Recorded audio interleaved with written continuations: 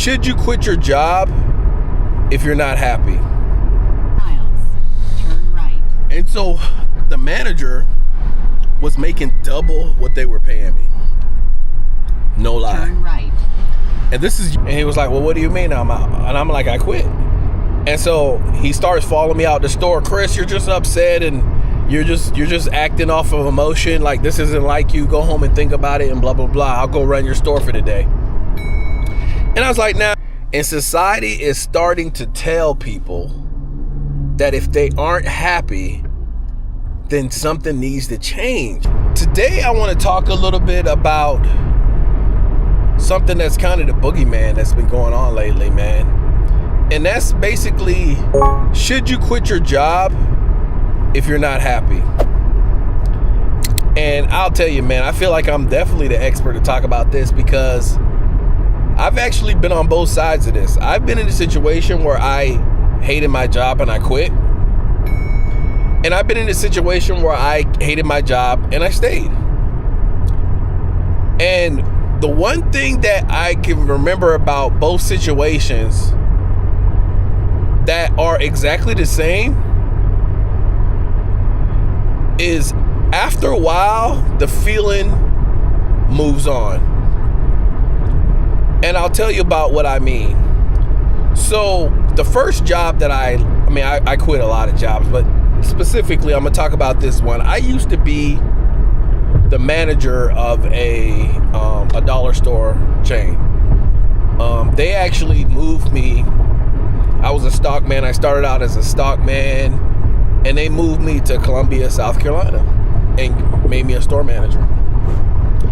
And I was doing really well in my store. I cleaned up the store. You know, we had to get new employees. You know, I had a lot of internal theft. I basically came in and I basically cleaned house for the store, for the company. And so I cleaned up the store, and what they did was they decided that they wanted to put me in a different store so I could clean that store up too. And this store was much bigger. It was a larger store than the store that I was in. So I kind of had mixed feelings about it because I was like, man, I put in like 6 to 8 months of cleaning up this one store, and then now you want to bring me to a larger store to clean that up too. And so, of course, you know, I'm trying to be I was a young guy, man. I was in my early mid-20s. And, you know, so I wanted to be that company guy. Like, I had just gotten management, and I didn't want to be telling them no. The district manager was really high on me. At least he would tell me sweet nothings about myself all the time to make me feel really good about, you know, what I was doing for the company. And so I accepted the transfer to the larger store. Didn't really want to do it, man, because, you know, it was a heavy lift to clean up a store, man. Like, you had to go in and you had to do a lot of inventory, and, you know, there's a whole lot of cleanup. And if the larger the store, like, the more the task, the harder the task is going to be to get the store cleaned up. So I really didn't want to do that because I had just got my staff in place. And anybody that's been in retail knows how important it is to finally get staff in place that you can trust, that you know are going to show up to work. So I was finally in a place where I had people, like my assistant managers were going to show up. Like, I knew I wasn't going to get a call and say, hey, I can't come to work. Chris, you got to come and close the store. And I'm closing the store on a Sunday night, and I got to work Monday morning. Right? So I knew I wasn't going to be in that situation. So when you're in that situation, man, it's a great feeling. So I was happy about it. But I went on and took the transfer because, you know, I wanted to be that guy, man. Like, I really wanted to be that company guy that, you know, moved up the chain. I had aspirations, of course, moving up, becoming a district manager myself. So I figured if I did this solid for the district manager, that, you know, I would be looked at from a company fondly about, you know, he's somebody that knows what he needs to do. And when you're a young person, that's all you're trying to do is please people so you can move, so you climb the corporate ladder. And so I go to this bigger store, and this store is in the hood. Like, the other one was kind of in the hood, but this one was in the hood. And so I'm in there. I'm in the first week. And so what they did, I didn't tell you guys. They actually switched me with another store manager. So they actually took a store manager out of the store that I took in, and she took over the store that I cleaned up, right? So she got to reap my reward. She got my assistants and everything, right? So I had to start over with brand new assistants, people I didn't know and everything. So I had to learn everybody, to learn the culture of the store, everything. So of course that's a learning curve, right? You don't just learn that stuff overnight. You got to figure all that stuff out. So I'm over here at this new store, and it's in the hood, man. So it's a totally different environment. In 0.1 like different things are happening in the store, right. And you have to react differently. Right. Theft is different. People are trying to steal more often. So you have to have heightened awareness. I mean, you always have to have awareness in retail, but like in half a mile, when you're in certain areas, you gotta be on your P's and Q's. And then also in certain areas, like the response is gonna be different. The response is totally different when you confront people that are stealing in the hood than, in some of these other areas. Like you confront somebody stealing in the hood, man, like you might turn left. You might need to be ready to fight. Turn left. Versus, somewhere else, like it could be a different outcome. So I was definitely in a different environment. Turn right. Turn left. All right, so I'm in this new environment, and I'm trying to move my way around and try to figure out everything, because of course I don't want no problems. But to make a long story short, it ended up being a disaster, right? So this was I really was not prepared to deal with the environment that I was in.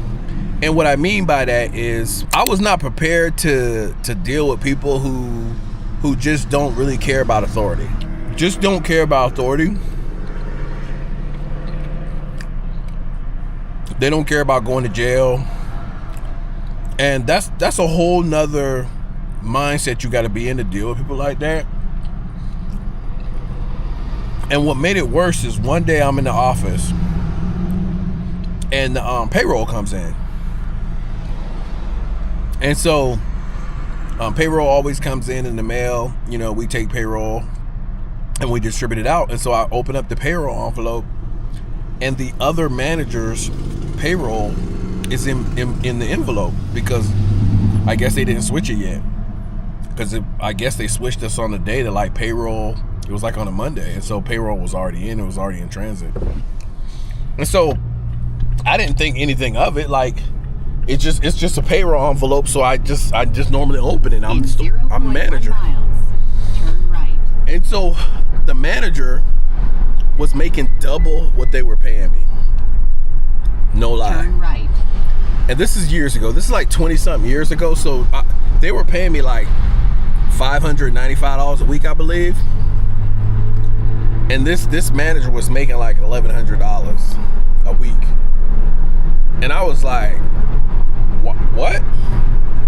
I'm like, hold up. I said, so now they done got me to clean up this store, my little cute little store that I had in a better area for this woman. They put her in my store, and she's making double what I'm making. And they did not discuss any type of raise for me to come to this store, which is larger. And so I'm irate. Like I'm already upset because I'm having to deal with these people who don't care about life. I'm already upset because like I really didn't want to take the job, but I'm trying to do the right thing to climb the ladder. And I really think that organizations take advantage of young people that have that mindset. I really do. And so I call up the district. I call a district manager, and so he's at another store that's in the area. We were in Columbia. I think there's like three or four of these stores in Columbia. And so he was like, "Yeah, come over and talk to me on your lunch break. We can have a discussion." And so I didn't tell him anything like, so he really didn't know what the subject of the conversation was. He was being nice, like he was to me all the time, man. Like super nice, super accommodating. And so I was like, hey, I just wanted to know, like, is there going to be, we never really got a chance to discuss it, though. This store is like pretty much almost twice the size of my store. Is there going to be any pay change? And he's like, well, we might have some opportunities for pay change, but you would have to lose some of your payroll. And I'm like, well, what do you mean? He was like, well, okay, so if, I could probably squeeze another $100 a week, but you would have to lose like almost the equivalent of that in payroll. So like $100 a week in payroll. So it wouldn't be dollar for dollar, but like you might have to lose $50 a week in payroll to make another $100, and we probably could make it work. And so I'm like, what? So he's basically telling me that if I want an extra $100 a week, now mind you, now this woman who I traded with is making double my salary, right? And he's telling me that if in order for me to get a $100 raise, which would still put me $400 to $500 a week less than her, and this woman had only been there 5 years. I had been there 7 years, and I had been there 4 years at the time, 3 years at the time. So we were just a few years apart. And so it wasn't, I know a lot of people in the comments gonna be like, she might have been there 25 years. No, she was only there a couple more years more than me. So first of all, the pay discrepancy should have never been that big. But so I'm like, so I thought about it and I was like, man, that's good. But then I went home, I said, well, let me think about it and I'll get back with you. I went home, I talked to my wife, and she kind of rationalized it with me. She was like, I told her the whole situation. I told her about the check, and she was like, oh, okay, so you got to give up, $50 a week worth of payroll to get a $100 raise, but she already made $100. I mean, she makes double what you make. She was like, that just seems crazy to me. That don't make sense. It don't add up. So of course, the next day, I'm pissed now. My wife she done pumped me up. She done told me all night on how they done drag me and stuff and how they mistreating me and trying to get over on me. So, she done pumped me up all night. You know how it is. Drop in the comments if you guys know what I talk about, man. Like, you know how your spouse is or your partner, man. They'll pump you up to do something crazy on your job. But anyway, so she done pumped me up all night. So, the next morning, like I'm 38 hot. I'm like, I'm going over to the store, and like if this dude don't say something that makes sense to me, like he can have this store. Like I had no backup plan or nothing. I was like, I'm out. So I go over to the store and I go to talk to him. He's like, hey Chris, this time he didn't expect me. I just came over as hot. And I was like, hey man, I thought about what you're talking about last night. And I said, I also opened the payroll, and I said the other manager she makes like double what I'm making. And then so he was like, man, that information is confidential. So he didn't really want to address the fact that she was making like twice what I'm making. Only thing he wanted to lean on was like that was confidential information. Like I should never see what she paid, and like it's really not relevant because it's confidential, and I should have never saw that. And I'm like, yeah, I get you're saying that, but I done saw it now. And like she's basically taking over a store that I cleaned up at, and she's gonna make double what I made there.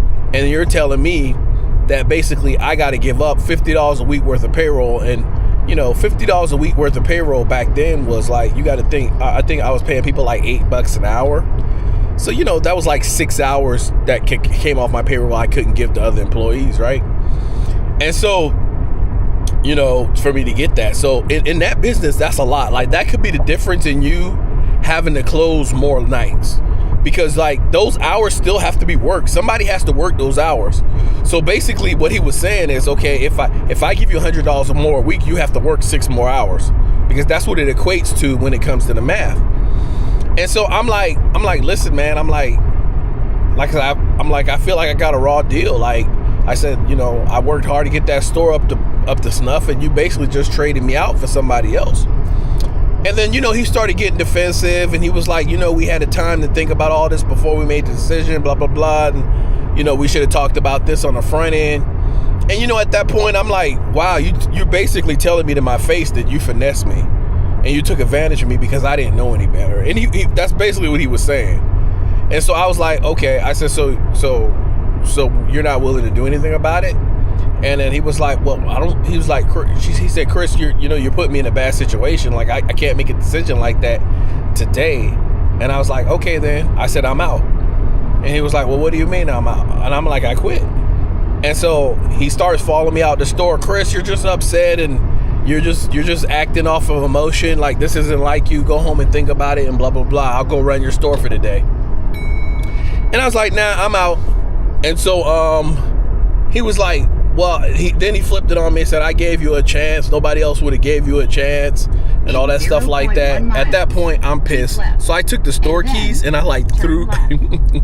So that was me acting off of emotions, right? That was me basically making a decision based off of emotions.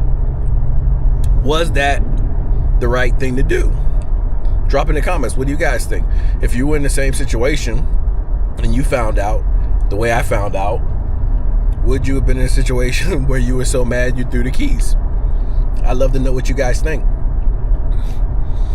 But so that's the situation where I quit. So now let's talk about the situation where I actually stayed. So it's the role I'm in right now. And I'm not going to take you guys through all the minutia with this one. You know, I'm still working there, so I don't want to be too detailed about it. But the bottom line is, I was passed over for some promotions where I clearly was told that I was better than the person that they promoted. But they basically told me it was a political decision. I was told this to my face. And so I kind of just took it, and I felt pretty crazy about it for a minute. Like, I was 35 hot because, you know, I basically had put a lot of time in with this company. And so, you know, being told that, like, the crazy thing about it is, like, the person that made the decision was so honest with me and transparent that I felt like that helped me get to a place to where I felt like I could deal with it. But I want to just show you that happened to me probably a decade ago. And if I would have quit that job, I would have regretted it right now. Because fantastic things have happened for me with that organization since then. Just getting over that hurdle. And there was other times too, right? That's just one of the biggest ones. I don't want to take you through the minutia of all of it, but there was a lot of little different things. But that was one of the biggest things. And I got through it. So I think that we have to be careful about making decisions based on emotion, is my point. Because sometimes when you're not happy in a situation, it doesn't mean you need to take action. And society is starting to tell people that if they aren't happy, then something needs to change. And I just don't know if that's the answer all the time. So, but anyways, drop in the comments what you guys think about that. What do you think? Do you think if you're not happy at your job that you need to quit or you need to do something different? Is happiness the main thing that you need to be considering when it comes down to work? Tell me what you guys think about that. Anyways, this is the Playbook. We'll chat soon. Peace.